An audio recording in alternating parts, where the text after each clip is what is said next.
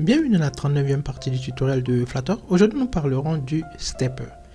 Les steppers sont des widgets de matériel qui affichent la progression d'une séquence d'étapes.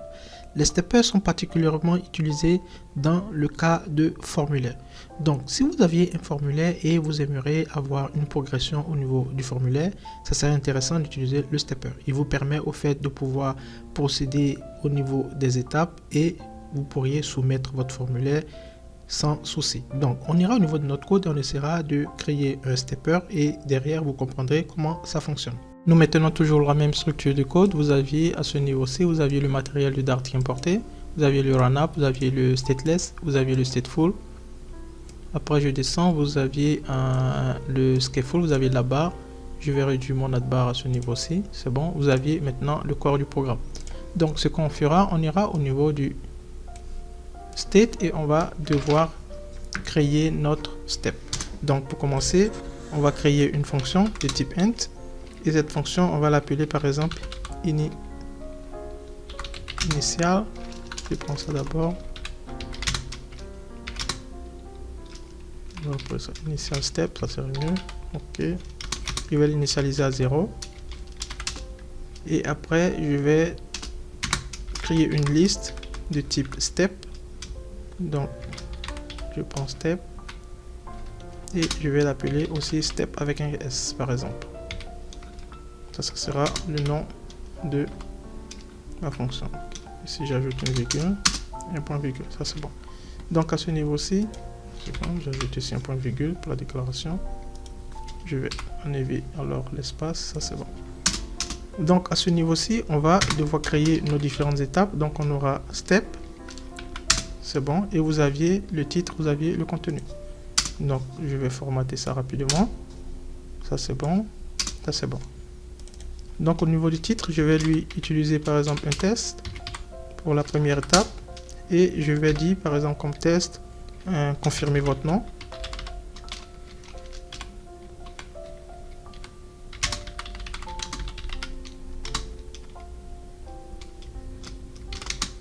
Et prénom. Ok. Donc on va confirmer ces deux informations. On va lui appliquer un style comme d'habitude. Donc vous aurez le test style.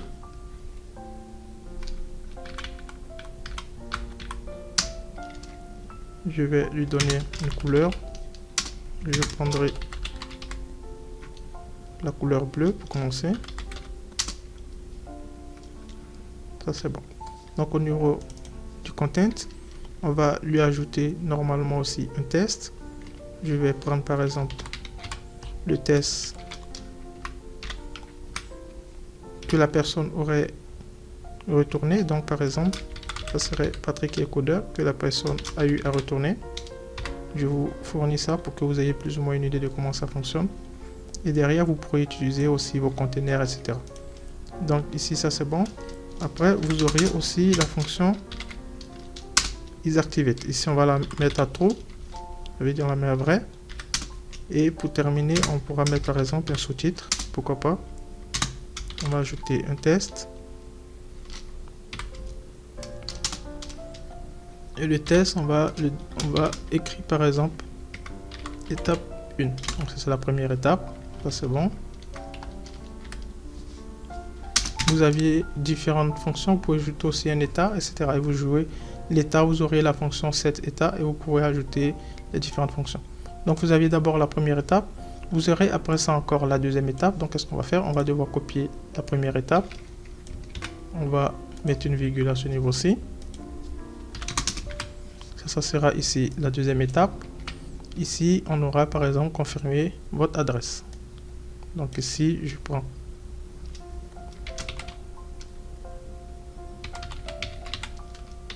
donc vous avez adresse, ici on aura le style, vous aurez une couleur, je vais mettre par exemple ça en orange. Ça c'est bon, et vous pourrez utiliser une taille, etc. pour le mettre en gras comme vous le voulez. Et ici ça sera étape 2. Et l'adresse ici qui fut confirmée par l'utilisateur, je vais mettre par exemple Toronto. Et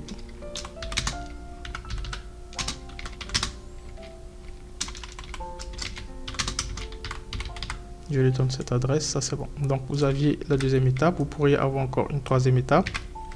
vous ajoutez toutes les étapes de votre formulaire. La troisième étape, ça peut être par exemple le numéro de téléphone. Donc, vous mettez ici confirmer votre numéro de téléphone. On va utiliser par exemple une autre couleur.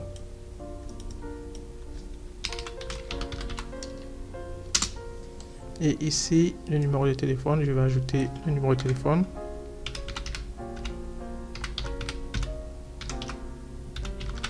Ok. Ici, ça sera l'étape 3. Ça, c'est bon. Et on va ajouter une dernière étape. Je copie ça, je colle ici. Et au niveau de l'étape 4, on va mettre par exemple, je mets ici 4, donc 1, 2, 3, 4, c'est correct. Et on va mettre ici par exemple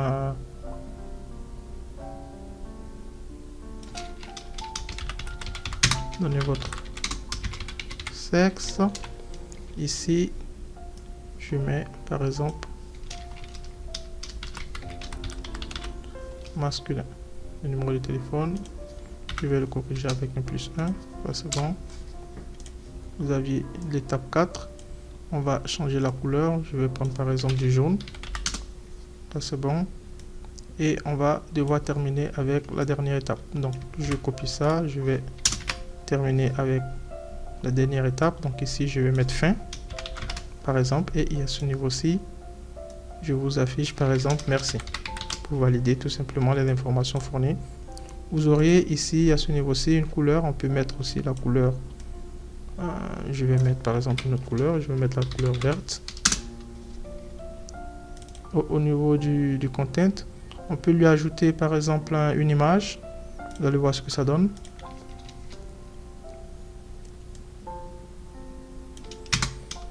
Donc vous aurez image.network. Ok, donc je vais récupérer une image au niveau du web et je vais le coller à ce niveau-ci. Vous avez mon image à ce niveau. Et enfin, vous pourriez utiliser aussi l'état. Donc je vais vous montrer concernant l'état. Donc vous avez le state et vous aurez le step state. Ok, donc ici le step state, vous avez différentes informations. Donc sachant que c'est terminé, on va utiliser le complete. Donc là c'est bon, vous avez la fin. Donc ici on a terminé notre formulaire avec toutes les différentes informations de l'étape 1 jusqu'à l'étape 4 et terminé avec la fin. Donc on va devoir maintenant venir au niveau du corps de notre programme et on va essayer d'appeler notre fonction. Et après on va exécuter notre code. Donc au niveau du corps, qu'est-ce qu'on va faire? On va essayer de commenter comme d'habitude le corps à ce niveau-ci. Et ici on va appeler la fonction stepper. Vous aviez le stepper qui est ici et vous aviez les différentes informations. Donc au niveau du stepper, je vais valider ça, je vais valider ça, ça c'est bon. Et ici on va ajouter current step. Donc vous aviez la fonction current step qui va appeler la fonction que nous avions eu à créer qui est initial step. Donc on va initialiser d'abord notre formulaire et au niveau de step on va appeler notre fonction que nous avions créée qui s'appelle step. Ça c'est bon. Donc vous aviez plus ou moins une petite idée de comment tout ceci va être exécuté. Après ça vous pourriez ajouter le type. Ça aussi c'est très important parce que le type ça veut dire que le formulaire va être exécuté de manière soit verticale ou bien soit de manière horizontale. Donc vous aurez la fonction stepper type, donc vous aviez ça et vous aviez ici vertical ou horizontal. Donc vous récupérez par exemple ça. Et après avoir fini ces deux informations, le type, vous pourriez maintenant appeler votre fonction onStep. Donc vous avez onStep type et vous aviez la fonction, vous aviez le step en question que vous récupérez. Et derrière, vous pourriez maintenant ajouter votre fonction à ce niveau-ci. Donc on va appeler le step state utilisé pour ces fonctions et on va appeler notre fonction init step. Donc nous avons init step, celui-ci qui va recevoir notre step. Ça c'est bon. Donc vous aviez pour commencer ça. À cette étape, on va essayer d'appeler notre fonction. Vous aviez une autre fonction onStep contenu. Donc vous aviez le contenu en question.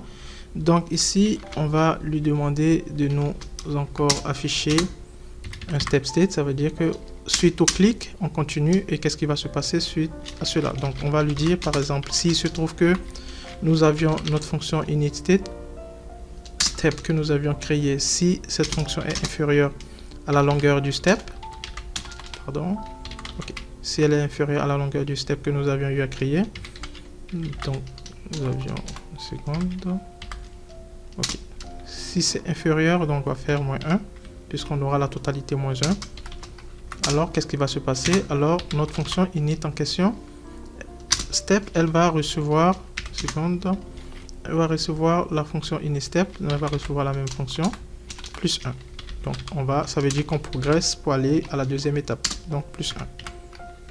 Donc on passe de la première étape, on passe à la deuxième étape. Dans le cas contraire, donc else, dans le cas contraire, ça veut dire qu'on annule le processus, donc ça veut dire que on aura notre fonction qui va recevoir la valeur initiale, c'est-à-dire que la valeur initiale que nous avions eu à utiliser, ça va dire 0. Donc vous aviez ça. Donc si cette étape est terminée, que vous aviez tout simplement terminé le processus, après vous pourriez avoir la possibilité d'annuler les informations fournies dans le formulaire. Donc vous aviez bien sûr la fonction onStepCancel. Donc si vous voulez annuler, alors dans ce cas de figure, vous auriez encore le stepState ici. Ok. Et on va cette fois-ci lui dire que si vous aviez par exemple votre fonction initStep que vous aviez initié, ok, celui-là, je fais ma virgule, ok, je prends ma parenthèse. Si elle est supérieure à 0, alors ça veut dire que nous avions par exemple effectué la première étape, la deuxième étape, et après on aimerait annuler. Donc ça veut dire que l'initialisation du step, il est supérieur à 0, alors on pourra revenir au fait à l'étape précédente. Donc ça veut dire que notre initStepState, lui, il va recevoir tout simplement sa valeur de départ -1. Donc ça veut dire qu'on passe vers le haut. Ok, à ce niveau-ci. Donc ça c'est bon. Dans le cas contraire, qu'est-ce qu'on va faire? On va tout simplement lui donner toujours la même fonction. Ça veut dire qu'il va retourner à 0. Donc je copie ça. Je me mets à ce niveau-ci et je colle. Donc vous aviez plus ou moins votre fonction qui se présente de cette manière. Donc je reprends une fois de plus. Vous aviez d'abord, si on clique sur onTape, ça veut dire qu'on récupère les informations de départ. Si on fait un suivant, alors ça veut dire qu'on va faire les comparaisons et on passe à l'étape suivante. Dans le cas contraire, on passe vers le haut si on appuie sur Cancel. Donc on va valider le code et vous verrez ce que ça donne. Voici comment se présente votre formulaire. On va essayer de changer la couleur au niveau de l'autre qui était jaune. On va le mettre par exemple en rouge pour que ça soit un peu plus visible. Je valide ça. Donc ici j'ai eu à confirmer ça et là vous avez la couleur rouge. Donc vous aviez votre formulaire, vous aviez confirmé votre nom et prénom. Donc vous aviez d'abord le nom et prénom qui s'affiche ici, Patrick Encodeur. Donc vous aviez, si je fais continuer, vous passez directement à la deuxième étape, vous voyez confirmer votre adresse. Donc vous aviez l'adresse en question. Si je clique sur annuler, je pars à la première étape. Vous voyez, je retourne à la première étape. Donc si je clique sur continuer, je retourne sur l'adresse. Si je clique encore sur continuer, vous avez le numéro de téléphone, on le confirme, ça c'est correct. Si je clique sur annuler, on va repartir à l'étape précédente. Donc si je clique sur continuer, vous aviez encore le retour sur confirmer votre numéro de téléphone. Et pour terminer, vous aviez par exemple donné votre sexe, donc ici masculin. Si vous faites annuler, alors vous retournez à l'étape précédente. Si je fais continuer, je reviens à l'étape suivante. Et quand je fais continuer, vous aviez celui-ci et c'est tout. Vous aviez merci et vous aviez par exemple cette image que j'ai récupérée sur le net qui est visible à ce niveau-ci. Et vous constatez qu'il est constitué comme étant un list view. Donc vous pourriez effectuer un défilement du haut vers le bas pour voir les informations et c'est tout.